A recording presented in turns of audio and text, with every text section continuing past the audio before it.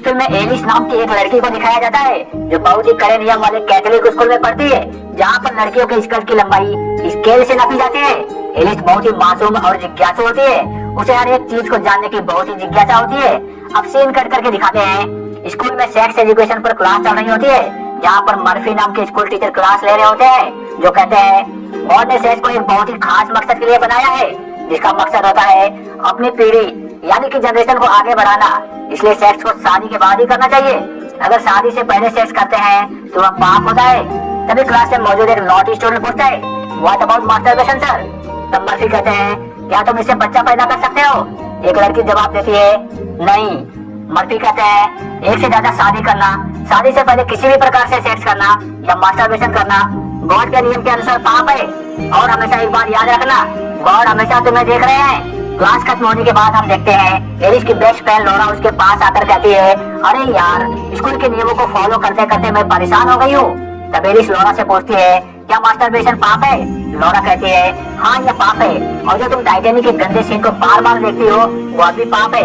Alice कहती है, मुझे तो सिर्फ चीजों की जानने की जिज्ञासा रहती है और मुझे लगता है ये पाप नहीं है। स्कूल खत्म होने के बाद एलिस अपने घर आती है और कंप्यूटर पर गेम खेलने लगती है। तभी उसके मॉनिटर स्क्रीन पर एओएल पर हैरी चेस्ट नाम से एक मैसेज आता है। दोस्तों, एओएल एक मैसेंजर चैट है, जैसे कि फेसबुक, व्हाट्सएप, पर एओएल चैट फेसबुक और व्हाट्सएप से पहले यूज होता था। एनीवे, वो आदमी अपनी बीवी के साथ सेक्स के दौरान ली गई कुछ फोटोज एलिस को भेजता है, जिसे देखकर एलिस एकदम से स्क्रीन बंद कर देती है। लेकिन फिर उसे उन फोटोज को देखने की इच्छा होती है और सभी फोटोज को देखने लगती है। तभी उस आदमी का एक मैसेज और आता है, ASL, जिसका मतलब एलिस को पता नहीं था। वह ASL का मतलब उस आदमी से पूछती है। वह लिखता है, एज, सेक्स, लोकेशन। एलिस थोड़ा सोचने लगती है और फिर जवाब देती है, age 22, sex girl, location Iowa. फिर वह आदमी उसे अपनी एक फोटो भेजने के लिए कहता है। तब एलिस अपने एक फ्रेंड की फोटो उसे भेज देती है। वह आदमी उसे रिप्लाई करता है, तुम बहुत खूबसूरत हो। फिर वह कुछ गंदे फोटो एलिस को भेजकर उसके साथ सेक्स चैट करने लगता है।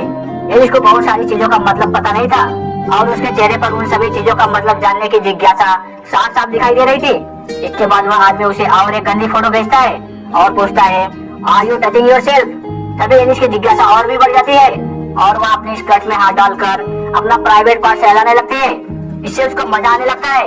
तभी उसको उसकी माँ की आवाज आती है और वह तुरंत कंप्यूटर को बंद करके वहाँ से भाग जाती है। अगले दिन स्कूल में लंच के दौरान बेथ नाम की एक लड़की एलिस के पास आती है और उसे कहती है कि मुझे विश्वास नहीं होता कि तुमने लोरा की पार्टी में बेथ के साथ सैलेड टॉस किया था। यह सुनकर लोरा भी शॉक्ड हो जाती है। वह एलिस से पूछती है कि क्या सच में तुमने मेरी पार्टी में बेथ के साथ सैलेड टॉस किया था? एलिस कहती है कि ऐसा कुछ भी नहीं है, मुझे तो इसका मतलब भी पता नहीं है। दोस्तों, क्या आपको इसका मतलब पता है? अगर पता है तो कमेंट बॉक्स आपके लिए ही है। मैं देखना चाहता हूँ कि मेरे कितने दोस्तों को इसका मतलब पता है। पूरे स्कूल में इसका ह्यूमर फैल चुका है और इस वजह से बेथ की गर्लफ्रेंड हैदर उसे काफी नाराज है। तब लोरा बेथ से कहती है कि यह सब तुम छोड़ो और ये बताओ कि तुम मेरी पार्टी में आई क्यों नहीं थी? तब बेथ कहती है, स्कूल की तरफ से मैं वीकेंड ट्रिप पर गई हुई थी, जो कि काफी आध्यात्मिक था, जिसके बाद मेरी पूरी जिंदगी बदल गई। तुम्हें भी वहाँ जाना चाहिए। यह कहकर बेथ वहाँ से चली जाती है। इसके बाद एलिस चॉकलेट का कवर निकालकर उसे चाटने लगती है, जिसे देखकर एलिस और लोरा के पास में बैठे हुए सभी लड़के हंसने लगते हैं। एलिस उन्हें गुस्से से देखती है और वहाँ से उठकर चली जाती है। तभी उसके सामने वेड और हैदर आते हैं और उसे गुस्से से देखकर चले जाते हैं। एलिस एओएल चैट पर एडल्ट चैट करके गिल्टी महसूस कर रही थी, इसलिए वह लोरा के साथ उस आध्यात्मिक वीकेंड ट्रिप पर जाने के लिए साइन अप करती है। वहाँ पहुँचने के बाद एक लड़के को देखकर एलिस लोरा से पूछती है, ये कौन है? लोरा कहती है, तुम मजाक कर रही हो, तुम इसे नहीं जानती। ये हमारे स्कूल के फुटबॉल टीम का कैप्टन क्रिस है। क्रिस की माचो फिगर देखकर एलिस उस पर पूरी तरह से फिदा हो जाती है। तभी नीना नाम की एक लड़की उनके पास आती है और उनको रूम दिखाती है। नीना कहती है, यहाँ पर फोन और घड़ी अलाउड नहीं है, अगर तुम्हारे पास है तो मुझे दे दो, वापस जाते समय फिर से ले लेना। एलिस उसे अपनी घड़ी तो दे देती है, लेकिन अपने फोन को अपने बैग में ही छुपा लेती है। इसके बाद एलिस हॉल में जाती है, जहाँ पर टीचर मर्फी सभी को छोटे छोटे ग्रुप में बांट देते हैं। एलिस का ग्रुप लीडर क्रिस था। यह देखकर एलिस बहुत खुश होती है। इसके बाद टीचर मर्फी सभी को लेक्चर देने लगते हैं। वो कहते हैं, यहाँ पर हम सभी को गॉड ने बुलाया है और यह ट्रिप तुम्हारे सबके लाइफ का एक बेहतरीन ट्रिप होने वाला है, जो तुम्हारे जीवन में आने वाले उतार चढ़ाव में मदद करेगा और गॉड के साथ तुम्हारा रिलेशनशिप और भी मजबूत होगा। इसके बाद वह सभी को एक एक फॉर्म देते हैं जिसमें मनुष्य जीवन से संबंधित कुछ फीलिंग्स लिखे हुए थे। मर्फी कहते हैं लास्ट ईयर से लेकर आज तक तुम सबने जो जो फीलिंग्स महसूस किए हैं उन सभी फीलिंग्स को सर्कल करो। एलिस फॉर्म भरना स्टार्ट करती है और टर्न डाउन को सर्कल करती है। यहाँ पर टर्न डाउन का मतलब होता है काम वासना में उत्तेजित होना, या फिर यह भी कह सकते हैं शेष करने का मन में विचार आना। लेकिन तुरंत ही एलिस टर्न डाउन को मिटाने की कोशिश करती है पर वह मिटता नहीं और समय समाप्त हो जाता है। वह तुरंत ही उस वर्ड को काट देती है। इसके बाद नीना वहाँ पर एक भाषण देती है। वो कहती है उसकी फैमिली हमेशा उसको इग्नोर करती है, इसलिए वह हमेशा अकेलापन महसूस करती थी। पर यहाँ आने के बाद वो कभी भी अकेला महसूस नहीं की क्योंकि गॉड उसके साथ है। तब जाकर उसके मन को शांति मिली। नीना का यह भाषण सुनकर एलिस के साथ साथ वहाँ पर मौजूद सभी लोग भावुक हो जाते हैं। रात में एलिस अपने मोबाइल में गेम खेल रही होती है, तभी अचानक उसका मोबाइल वाइब्रेट होने लगता है। वह कुछ सोचने लगती है। इसके बाद वह अपने मोबाइल को अपनी स्कर्ट में डाल देती है। मोबाइल के वाइब्रेशन से उसे मजा आने लगता है। अगले दिन सभी लोग जंगल में कुछ लकड़ियाँ इकट्ठा करने के लिए जाते हैं। एलिस क्रिस को देख रही होती है, तभी एक लड़की के पैर में ठोकर लग जाती है। वह गिरने वाली होती है कि तभी क्रिस उसे गिरने से संभाल लेता है। यह देखकर एलिस के दिमाग में एक आइडिया आता है। वह भी क्रिस के सामने गिरने का नाटक करती है। क्रिस उसके पास आता है और उसे उठाकर नर्स के पास लेकर जाता है। इससे एलिस बहुत खुश होती है क्योंकि उसका नाटक सफल जो हुआ। इसके बाद हम देखते हैं एलिस अपने कमरे में होती है, तभी नीना उससे कुछ बात करने के लिए उसके कमरे में आ जाती है। तभी अचानक से एलिस का मोबाइल वाइब्रेट होने लगता है। इससे नीना को पता चल जाता है कि एलिस के पास मोबाइल है। नीना एलिस से कहती है कि तुमने मुझसे झूठ बोला कि तुम्हारे पास मोबाइल नहीं है। इस बात को वह सीधे जाकर टीचर मर्फी को बता देती है। इसके बाद मर्फी एलिस को अपने पास बुलाते हैं और उससे कहते हैं हमने यहाँ कुछ पाने के लिए कुछ नियम बनाए हैं और तुमने इसे तोड़ा है, इसलिए तुम्हें इसकी सजा मिलेगी। मर्फी एलिस को सजा के तौर पर पूरे कैंपस को साफ करने के लिए कहते हैं। एलिस बिना समय गवाए पूरे कैंपस को साफ करने लगती है। सफाई करते समय एलिस को मर्फी के रूम में उनका कंप्यूटर दिखता है। वह यहाँ वहाँ देखती है कहीं उनके रूम में कोई है तो नहीं, पर कोई नहीं होता। इसके बाद वह तुरंत कंप्यूटर चालू करती है और एओल चैट पर टोसिक सैलेड का मतलब ढूंढने लगती है, पर वहाँ उसको सब लोग अलग अलग जवाब देते हैं। इसके बाद वह मॉनिटर को बंद कर देती है पर कंप्यूटर को शट डाउन करना भूल जाती है। उसी रात मर्फी सभी को एक साथ में बैठाते हैं और उन सबके घर से आए हुए लेटर को पढ़ते हैं, जिसे सुनकर सब लोग भावुक हो जाते हैं। अगले दिन क्रिस एलिस के साथ साथ 3 अन्य स्टूडेंट को अपने पास बुलाता है और उनसे कहता है हर एक इंसान के अंदर कुछ न कुछ गिल्ट जरूर होता है, पर मैं चाहता हूँ आज उन सभी गिल्ट को तुम लोग अपने अंदर से बाहर निकालो, इससे तुम्हें मन की शांति मिलेगी।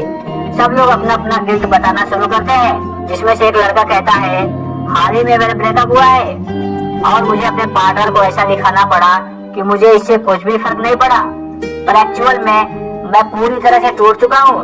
इसके बाद वहाँ पर बैठी दूसरी लड़की रोते हुए कहती है पिछले महीने मेरी दादी की मृत्यु हो गई और आखिरी बार के लिए मैं उन्हें देख भी नहीं पाई। इसके बाद एलिस की बारी आती है, पर उसके पास ऐसा कुछ बताने लायक गिल्ट नहीं था।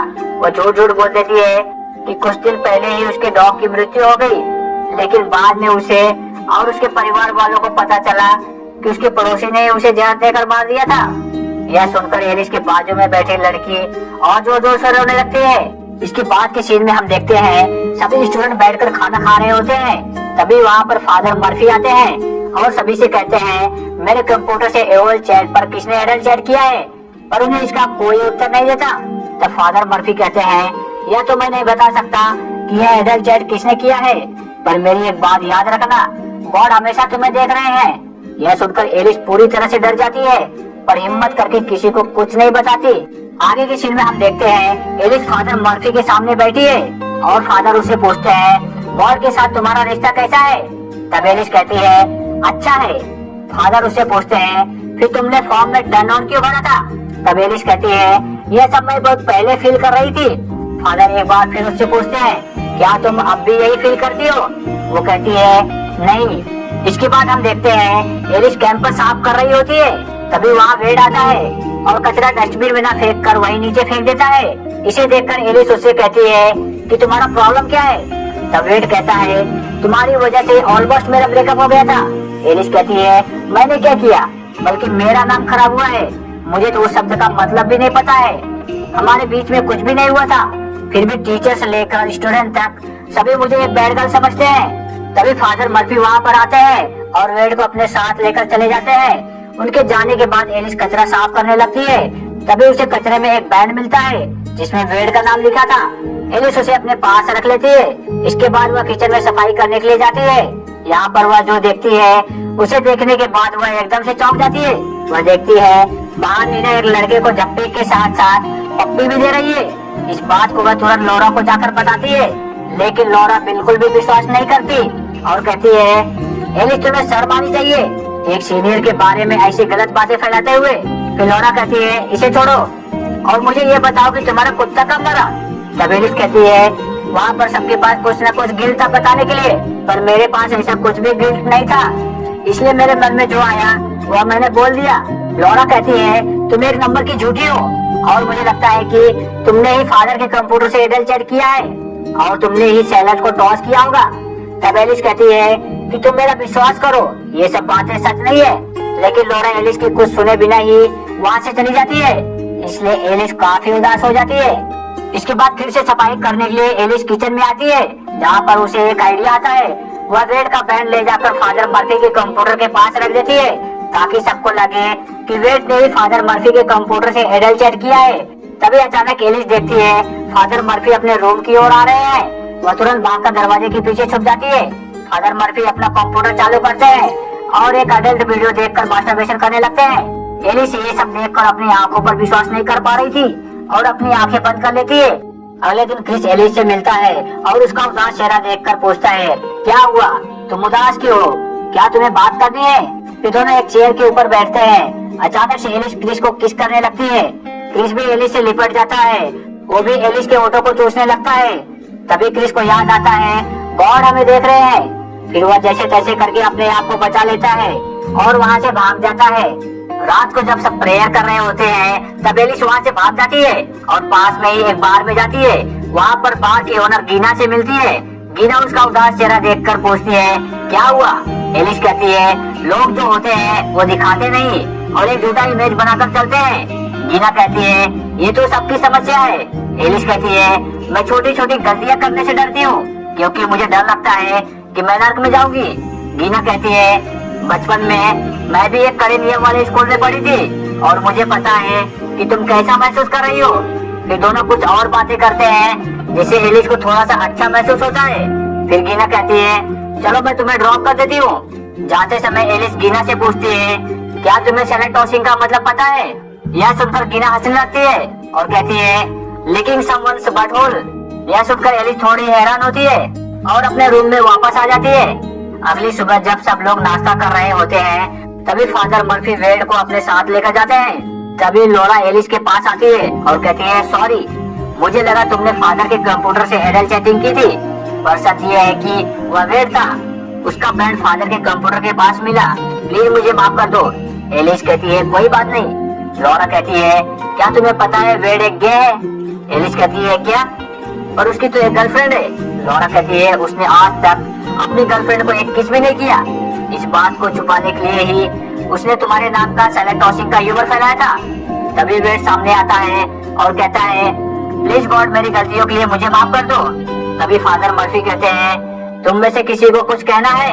अब एलिस में हिम्मत आ गई थी, वह उठकर सबके सामने जाती है और कहती है यहाँ सब लोग बातें तो बहुत बना लेते हैं, इसका मतलब ये नहीं कि जो तुम लोग सुनते हो वो सब कुछ सच हो। बहुत तकलीफ होती है जब लोग तुम्हारे बारे में झूठी अफवाहें फैलाते हैं। अकेला और खालीपन लगता है। इसकी वजह से हम कभी कभी ऐसा काम करते हैं जिसे हम सोच भी नहीं पाते। यहाँ सभी के पास सीक्रेट है, क्या बिगड़ जाएगा अगर सब लोग सबके सामने ईमानदार रहे और सबकी इच्छाओं का सम्मान करे। गॉड भी तो यही चाहते हैं। इसके बाद हम लोगों के मन में कोई गिल्ट नहीं रहेगा कि हम लोग अंदर से क्या है। इतना कहकर वो अपना आसन ग्रहण करती है और पूरा हॉल सदमे में चला जाता है कि ये कौन भाषण दे गया भाई। इसी के साथ यह ट्रिप समाप्त हो जाती है। सब लोग अपने अपने घर रवाना हो जाते हैं। अगले दिन एलिस स्कूल जाती है। तभी एलिस को देखकर क्रिस छुपने लगता है। एलिस उसके पास जाकर कहती है मुझसे छुपने की जरूरत नहीं है क्योंकि पिछली बार जो हुआ वो अब नहीं होगा। क्या हम दोस्त बनकर रह सकते हैं। क्रिस कहता है क्यों नहीं। इसके बाद एलिस फादर मर्फी के पास जाती है अपने अंदर के कुछ गिल्ट को बताने के लिए, पर इधर उधर की बातें करने लगती है। तो फादर मर्फी कहते हैं क्या तुम्हें और कुछ कहना है। वो कहते हैं हाँ, मुझे एक बात बतानी है जो मैंने ट्रिप पर देखी थी। मैंने एक वीडियो देखा था जिसमें दो लोग सेक्स कर रहे थे। फादर मर्फी समझ जाते हैं कि एलिस किस वीडियो के बारे में बात कर रही है।